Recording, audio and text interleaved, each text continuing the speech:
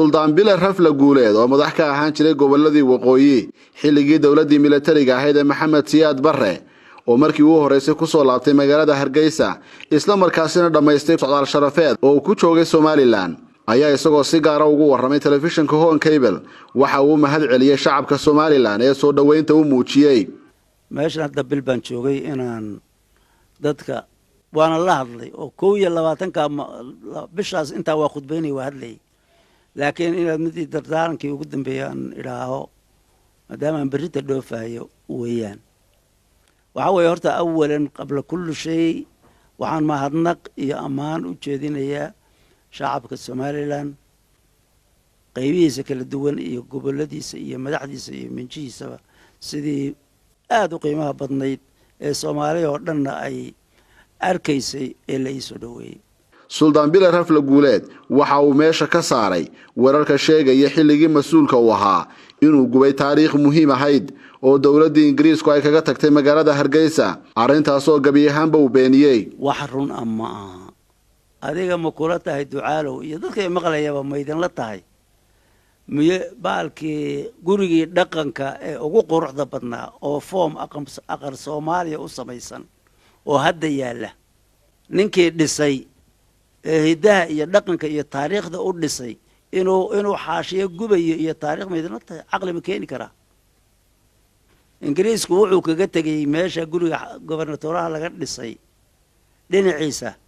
laba maqsin oo yar yar oo bulukeete ah ayuu arkiivyo ka dhigay arkiivyada waxa galay aboor in 70 sano 80 sano 100 sano baa laga joogay intoodii badnaa waxay noqdeen xash oo aboorkii cunay iyo boodhkii wixii intaan boodhkii ka jafnay markaan guriga dhameynay hal xaashi oo ama la tuuray ama seelay waa la gubay midna ma jirtin ee wixii oo dhan iyagoo dhisan oo aan qaar dib u ka kabnay ayaanu dhignay museumka waana la ogaa 5 qaybood buu u qaybsamaa Axmed Gurey baan ka soo bilownay taariikhda Axmed Gurey baan ka soo bilownay tii Ingiriis oo soo dhulkan ku qabsaday sidoo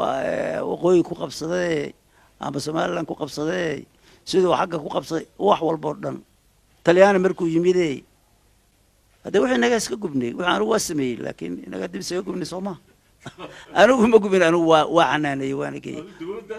warjinana ma ahayn markale Bile Rafle Guuleed waxa uu ka warramay waxyaabihii xiise galiyay ee uu kala kulmay intii socdaalka Hargeysa uu ku jiray waxaana uu soo hadal qaaday booqashadii uu ku tagay xaruntii tiyaatarka Hargeysa oo dib u dhis lagu sameeyay waxaana uu ku horeeyay sababta marka horeba ka dambeysay dhismaha tiyaatarka Hargeysa maadaama halkan waa meeshii walaalaha Hargeysa ka asaasmeen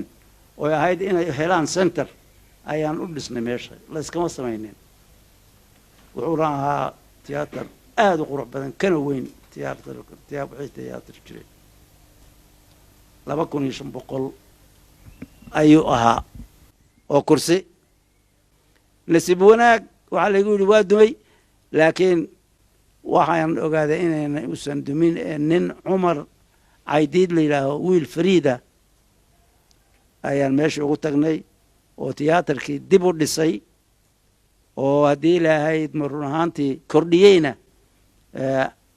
kuraasidii kordhiyo ilaa 3 kun noogu sheegay inay noqonayso waxa intaas oo dhan iga farax badnayd oo waxyaalaha aan ku maqsuuday imaanshayga halka kamid ahayd ninkii waxa oo mashaariica ila dhisay ee foremanka ka ahaa ama engineerka ka ahaa ee saaxiibka ahaa oo sidii aan doonayay waxaan waligay hawl aan u tilmaamay sidii aan rabay u fulin jiray oo awood u yeeshay inuu tiyaatarka isagu dhiso isagoo waxba haysan qalab ayaan muddo raadinayay marka waan helay gurigiisii baa la sheegay gurigiisii baan raadiyay oo ugu tagay insha Allah mas'uulkiisana waa arki doontaa ninkaas haddii farxad iiga weyn maalintaas ma jirin inkastoo uu hadda noqday oo uusan nin socon kara ahayn markaan waa Bile oo isku ooynay labadanadu taa farxadda taas ay ugu weyneed ugu dambeyntii Suldaan Bile Rafle Guuleed waxa uu soo jeediyay talooyin khuseeya wada noolaanshaha ummadda Soomaalida meel kasto ay joogaan waxaan u soo jeedinayaa talo shacabka Soomaaliyeed guud ahaan meel ay joogaanba horta Soomaali waa dad wada dhashay oo rixim ah oo walaal ah wax kala jarjari kara ama riximkooda iyo qalbigooda taaban karaan ma jiro waxaan ka hadlahayaa waxa weeyaan ehelka iyo rixinimada weeyaan ama ha jooga Djibouti ama ha jooga hadii la Soomaalida Itoobiya jirta ama ha jooga xagga iyo koonfur ama Soomaaliya jira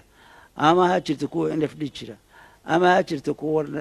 Somaliland ama meel kastaba jooga ha joogaane Soomaali waa cunsur kaliito isku wada dhalay oo walaala ah ninkii siyaasad lahu ha ka daayo inuu madaxa isugu dhufto siyaasad waa la isku qaban karaa waana laga heshin doonaa wax meeltay haya ma aha shacabkaasu ma kala go'ayo isku mid weeye ruuxim weeyaan mid walba riximkiisa weeye marka hal la ilaaliyo taas baan anigu sheeginayaa madaxda